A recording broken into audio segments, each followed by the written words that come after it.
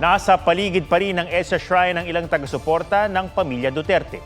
Nagsimula sila magtipon doon kagabi bilang pagsuporta raw kina Vice President Sara Duterte at dating Pangulong Rodrigo Duterte.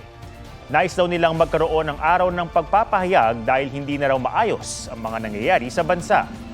Naglabas naman ng video ang PNP at anila ipinapakita nito ang umano'y pagbabayad daw sa ilang supporter sa EDSA Shrine. Itinanggi yan ng ilang naroon.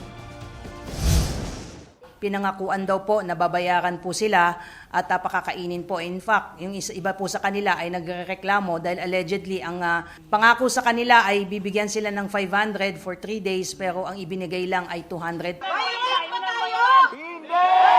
Hindi kami bayad! Hindi kami bayad! Hindi kami bayad! Huwag magpahuli sa mga balitang dapat niyong malaman. Mag-subscribe na sa GMA Integrated News sa YouTube.